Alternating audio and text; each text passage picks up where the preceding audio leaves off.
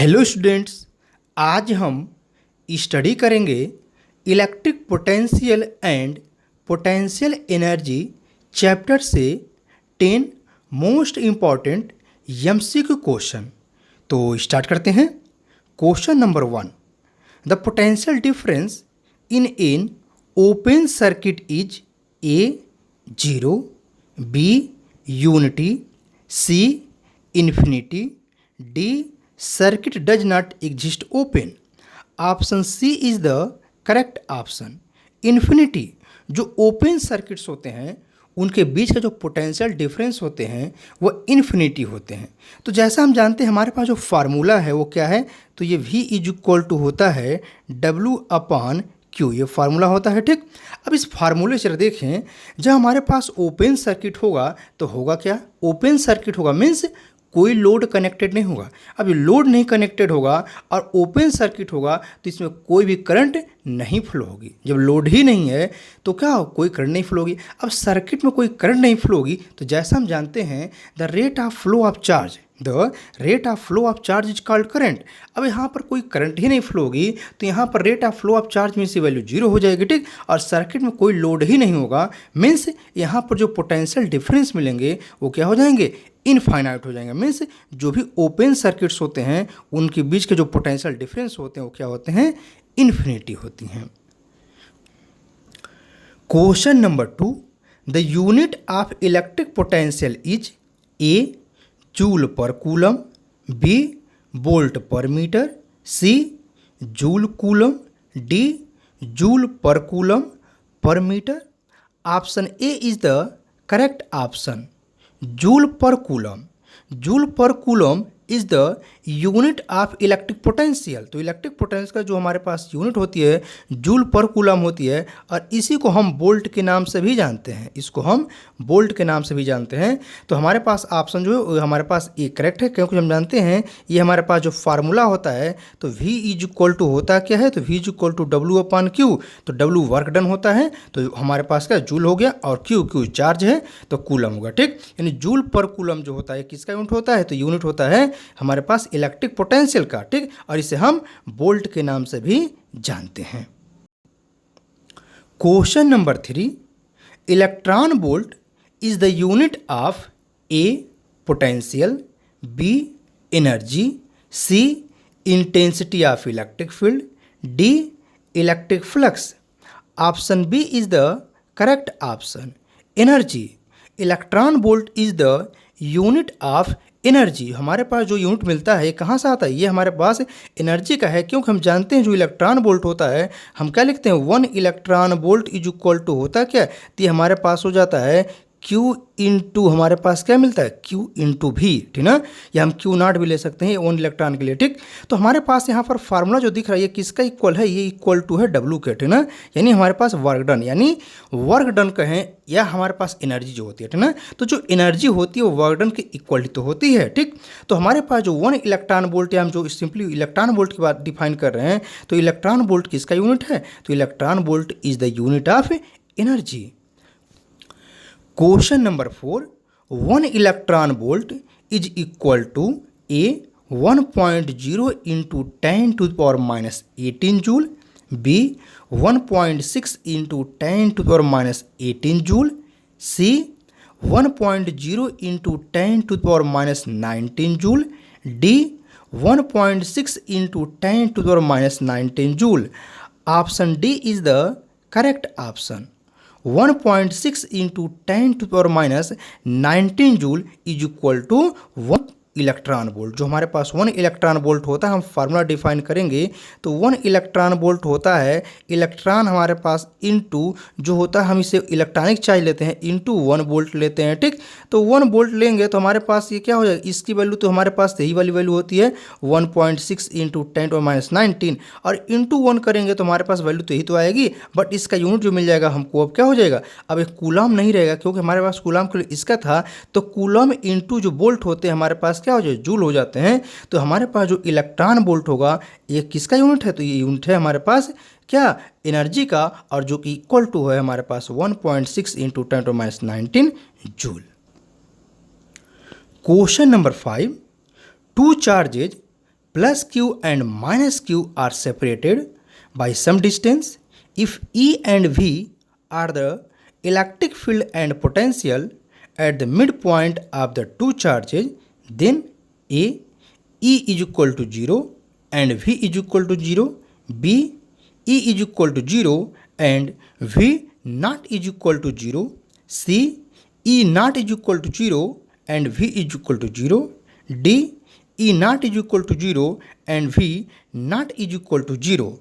Option C is the correct option. अगर हमारे पास ऐसा केस मिलता है, हमारे पास टू चार्जेज हों जो कि plus Q and minus Q हों, जैसे हम यहाँ कंसिडर कर लेते हैं हमारे पास प्लस क्यू है और ये हमारे पास सेपरेटेड है और यहाँ पर माइनस क्यू है, ठीक।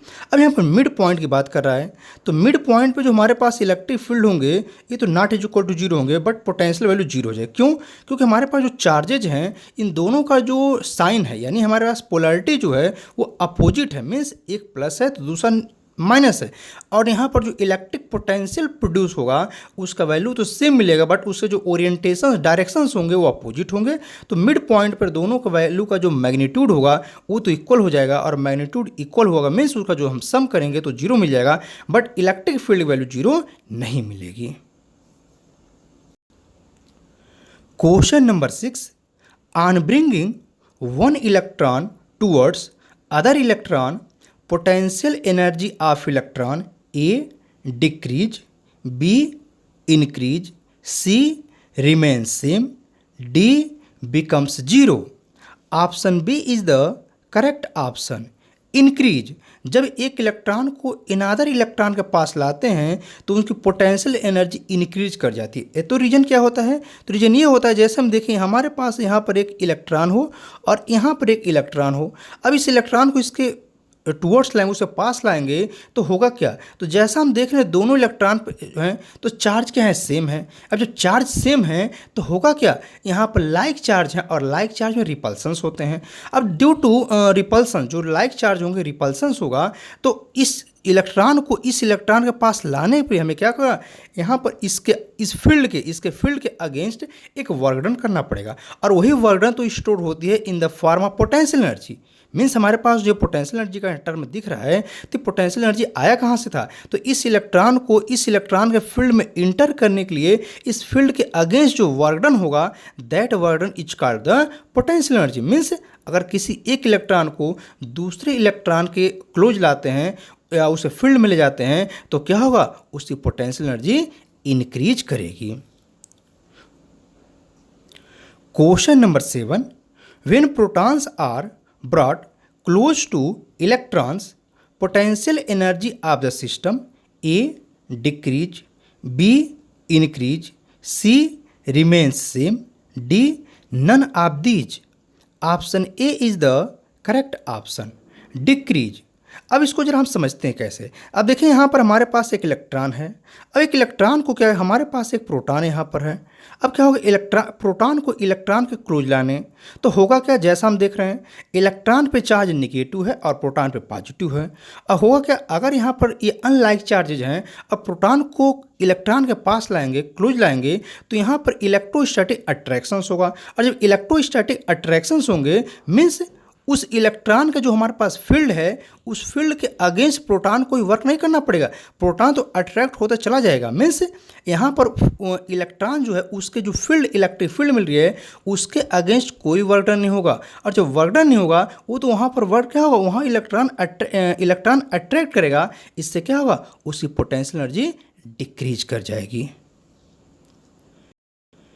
Question number 8, when a test charge is brought from infinity along the bisector that is equatorial line of an electric dipole, the work done will be A positive, B negative, C 0, D none of these. Option C is the correct option, 0।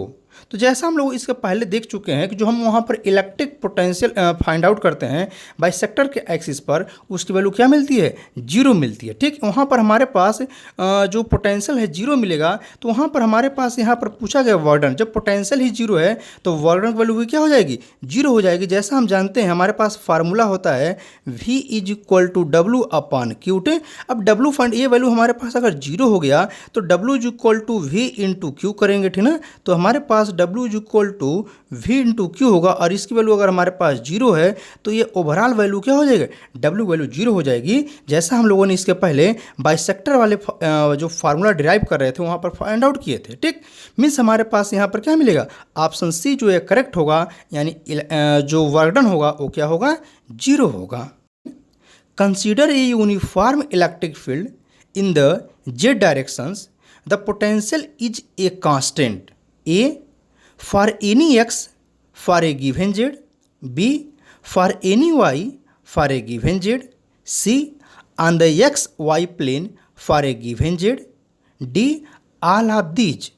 Option D is the correct option, all of these. यहाँ पर हमारे पास all of these correct है। Means अगर हमारे पास कोई given Z हो, जैसे यहाँ पर तीनों ऑप्शन में जेड को गिवन दिया गया, ठीक ना, गिवन जेड हो तो एक्स के लिए भी हमारे पास ट्रू है, वाई के लिए भी ट्रू है, और एक्स वाई प्लेन के लिए भी ट्रू। मीन्स यहाँ पर जो पोटेंशियल एनर्जी होगी कांस्टेंट होंगी, वो हमारे पास ये तीनों क्राइटेरिया जो दिए गए सभी के लिए क्या होंगे, कांस्टेंट होंगे। Means all of these is the correct option.